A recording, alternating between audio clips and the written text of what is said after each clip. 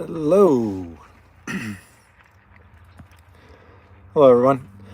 Uh, you might notice a little different background than normal. I have a one-on-one client in town, and we're out training in the mountains. And so I'm coming to you live from New Paltz, New York, up in the Shawangunk Mountains in the Gunks. But welcome. My name's Justin Harris. I'm a coach at Team Wilpers, and this is our Spring Run Challenge 2025 Athlete Briefing number 5. Okay. So, as I always start off with a couple simple things to make sure we're all caught up to speed, we're all having the same information, and we have all access to everything. So a couple plugs. Our all access plan, which on this challenge, you have a default training level and suggestions. If you want to make it more difficult or easier, you need to be an all access member. It's only $10 a month. You get access to much more. And if you want strength, that same thing. When you join All Access, you get coaching from Coach Ava Fagan, who's Matt's coach, and it's written specifically to our challenges. So you have really tailored programming, which is excellent. So to interact with our community, it's Facebook. On Facebook, it's Team Wilpers, and then the Team Wilpers running group. It is you need to be accepted for it, so I'll approve you. So come on in and ask questions and anything with running, okay, or the challenges or other things you're doing. It's not just for the challenges. All right, and then make sure you're following us, Team Wilpers on Facebook and Team Wilpers on Instagram, and you can follow me at J Harris Coaching on both Facebook and Instagram. Okay, so a little bit of housekeeping. All right, so this current week is your unloading week, okay? And just as my one-on-one clients generally tend to struggle a little bit their first couple times of like, why am I unloading? I feel fine. Aren't we supposed to continue to push to make things harder to improve? And as I give the analogy is we need to pull back in structured, planned times so that we're not on the sidelines unplanned. All right, so we're either injured, unmotivated, or any of those things, or sick, right? So take the time, back off a little bit. So for difficult, I have 6 reps. For my one-on-one clients that I've gotten them to drop minutes off their marathon and minutes off their half marathon and minutes off their 5K, it's often about backing off so that we can push harder and do a little bit more and have better quality in the next block, right? So take your time, back off. More is not better here. And as I say with my coaches and stuff, you're going to see people walking around and stuff near a trail. What you're going to see, what I say often is it takes any idiot can make someone tired. Okay? So just because you're tired doesn't mean it's good coaching. Doesn't mean you're doing the right stuff. All right? You can tell Joe Schmo or Jane Doe, hey, tell me what to do to make me tired. It's very simple. All right? A good coach, a good training program, what we do at Team Wilpers is really structure training so that you're gaining performance. And really that's about leaving you in this optimal zone, all right, the zone of performance, all right? You're not too fresh, you're not too tired, it's Goldilocks, where you have the opportunity to perform well. I got this freaking stinking light here, sorry.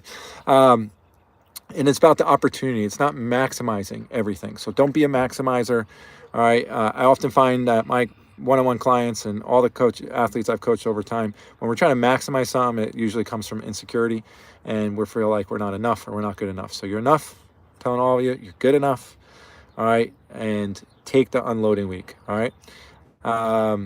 So one of the things on housekeeping I want to talk about is kind of right now it's 82 degrees out. It's 4 p.m. or 6 p.m. It's beautiful out, but we're going to get into running into heat down south, Louisiana, south, Florida, Texas, all this stuff. It's getting warmer and warmer. So in my newsletter, which I send out twice a month, I talked about, just went out yesterday, I talked about heat because a lot of my clients, I'm having these conversations, and I know you all are as well. So at what point does heat influence you? And I've come off one research study that kind of lays it out pretty easily. There might be something that comes up later that shows it a little bit differently, but with the Tokyo Olympics a couple years ago, there was a lot of heat research training. And basically what comes out is if we look at, it's not just heat, it's heat plus dew point. All right. So dew point is at what point is, the moisture evaporating away. All right. And so when you have those two numbers, when both those numbers equal 101 Fahrenheit, all right. So 60 degrees outside and 41 dew point. And you can look on your Apple, any weather thing where humidity is, usually somewhere in a little print, it'll say dew point is something in Fahrenheit. If you listen to this in Celsius, it'll say the same thing. All right, on my website, I built a heat pace calculator to kind of help calculate where these paces go. But if both numbers equal 101, it's starting to influence you. All right, so it might be only a couple seconds a mile. You're not really going to feel it until it's influencing you like 30 seconds a mile or 45 seconds a mile.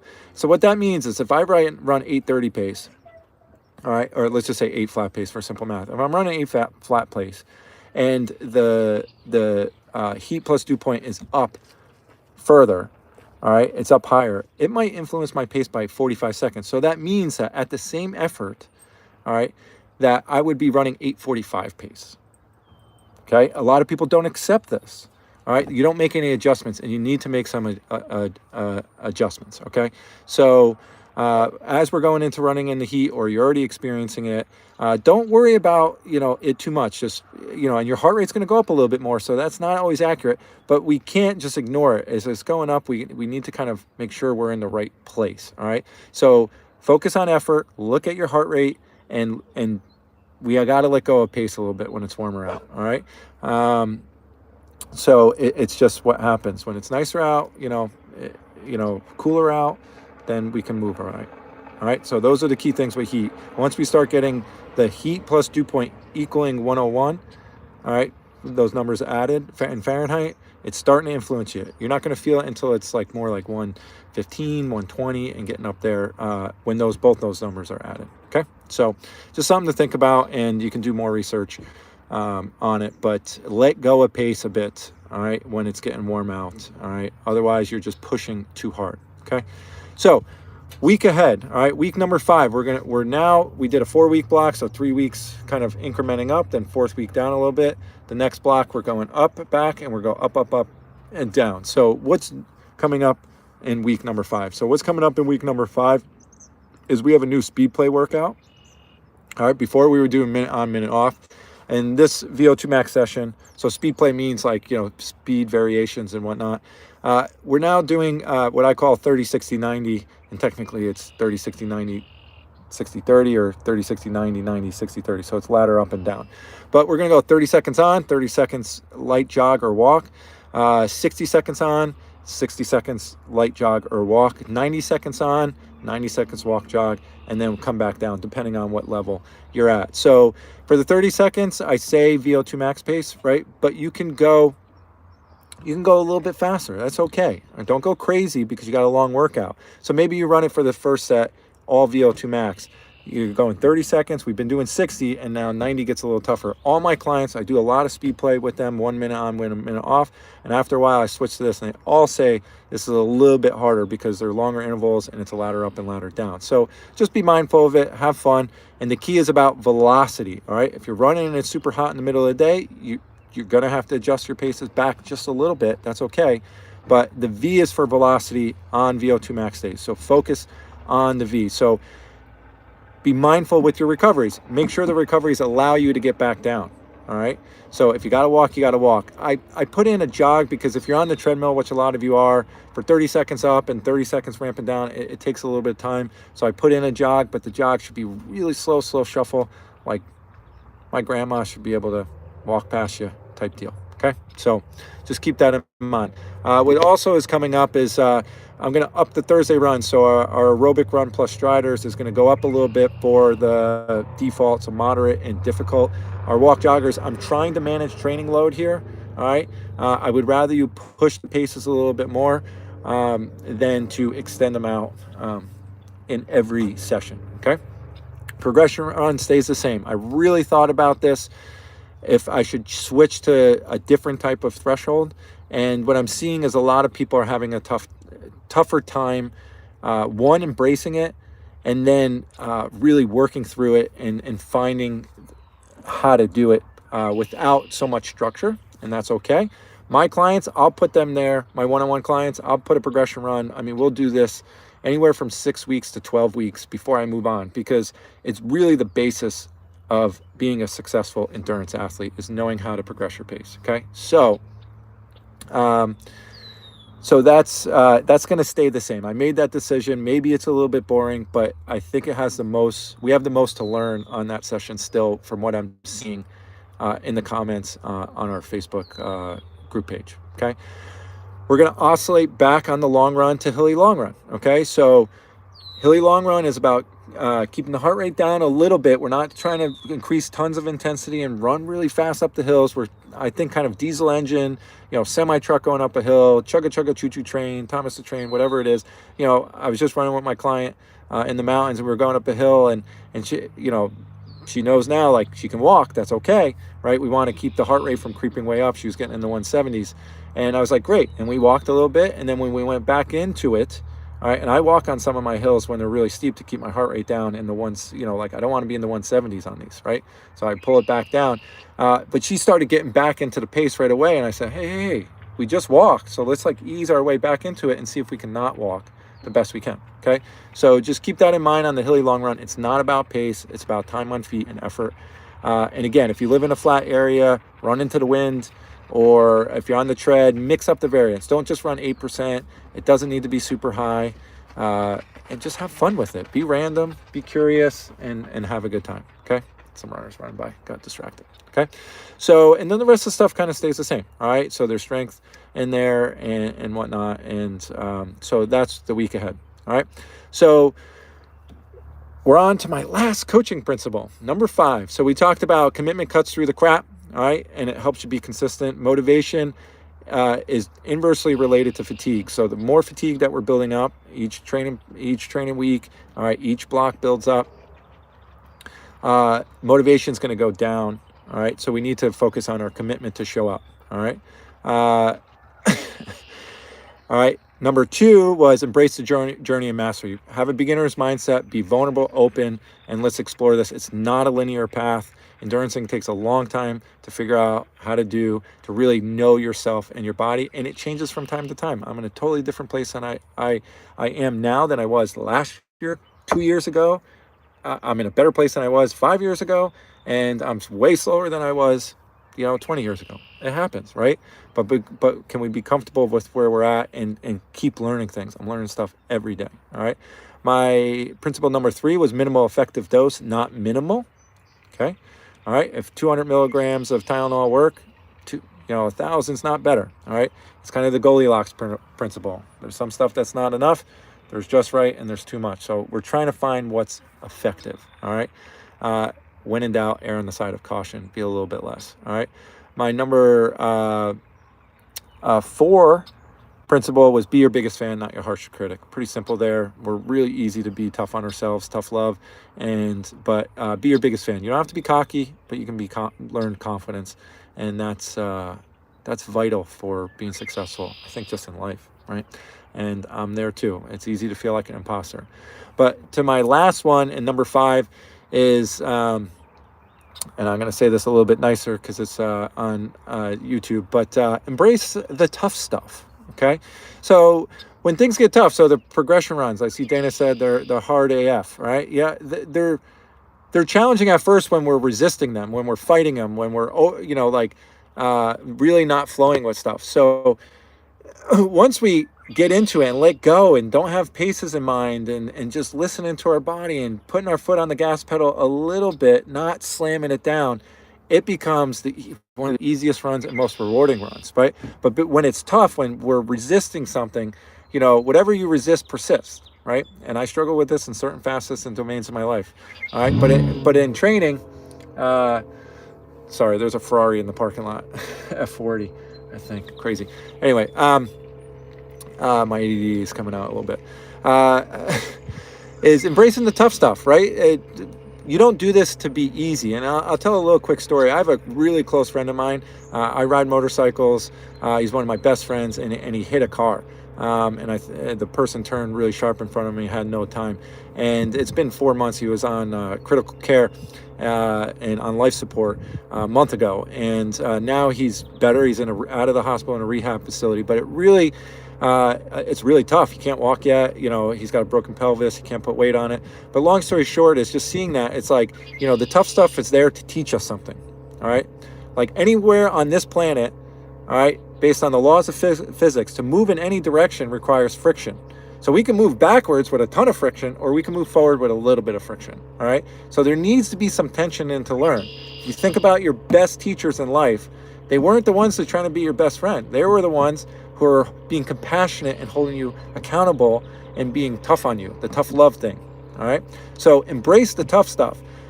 Starting to show you guys a little bit of my personality. I'm getting some DMs and I'm calling you out a little bit of like, hey, no, that wasn't what was written, right? If I'm going to go do something, I'm going to be vulnerable and listen. I'm going to question things, but I'm going to ask questions, because I'd rather you do exactly what we're trying to do and not do well, and I'm going to learn a lot and make adjustments for the next one even better, than for you to kind of do what you want, but a little bit of this, it just doesn't go anywhere. And maybe I know a thing or two, maybe us coaches know a thing or two, to help guide you in the right way, right? So, sorry, Dana, I wasn't calling you out that you're not doing them well. I'm just saying what other people and what people struggle with. But anyway, embrace the tough stuff. And that's what this is really about, because when real tough stuff comes up in life, that we have the foundation and the principles on how to work through things. Okay. So, so that's all I have for today. All right. A couple little changes, but really embrace the unloading week this week. Next week, we pick things back up. We don't slam into it. We're not going from 1,000 RPM in the car to 8. We're just starting to get back on the gas pedal again. All right. So I'm going to go through and see some of my questions.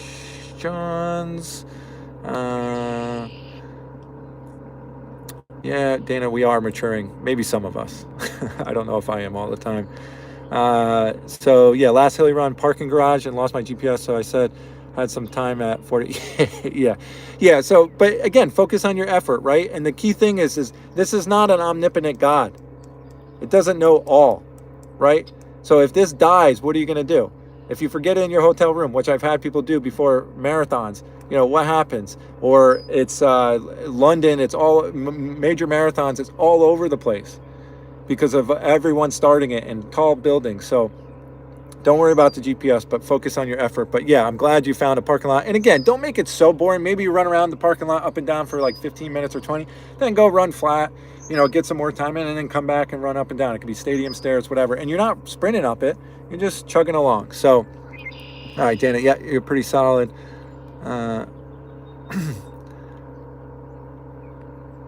To continue to build up. So on the progression runs, like, again, I look at it as like a 3/4 workout, in the sense that, at the end, the effort is like, it's acutely getting challenges, and you shouldn't be, and Dana, I know you can take this. You shouldn't be coming to Jesus at that moment, but it should be like, wow, this is getting really challenging. And if you're starting to struggle with your technique or form or tightening up, that's when I shut it down. So I might be at 40 minutes of 45.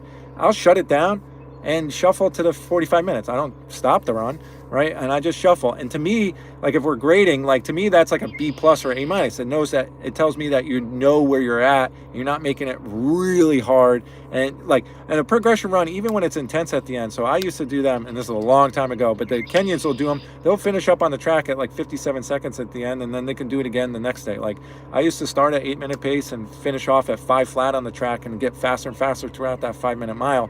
And it wasn't easy. I was in control. I was on that borderline of starting to push. All right. So it's this really delicate place, and don't, I would say err on the side of caution. All right. All right. Yeah. So I know I can call you out. So chugging is my normal speed. Yeah. It's all relative. I've had clients that have gone 8.5 hours in a marathon walk jogging, and it's all relative. They would kill to do chug and pace sometimes, at that time in their lives. And some of us, I was coaching a lady that thought, 7:30 pace was, she was getting slow because she's in her 60s. I'm like, finishing a run at 7:30 in your 60s, there's no shame in that game either. So, all right, way to cut it down. Yeah, excellent job, Dana. So anyway, I don't want to keep everyone. We've been at 20 minutes, but thanks for showing up and engaging. But yeah, so follow us on Team Wilpers on Instagram, Facebook. You can follow me, Jay Harris Coaching, on Facebook and Instagram. Look at All Access. I mean, for $10, I mean, we're talking 30 cents a day. It's like insane that you're getting all these access, the ability to change your plans, and you don't have to stay on, difficult. Like if you're feeling tired, move back to moderate, make adjustments, right? And that's excellent. And then the walk jogging option, which allows hopefully more people to engage with it and work your way up. We're all about progress here, progressively overloading. Some of my clients, it's taken them years to get to being able to run and getting to be able to where they're at now. So take your time and be there. So all right, appreciate you all. Enjoy your weekend. All right, have a good one. Signing off. Take your unloading week seriously. Back off.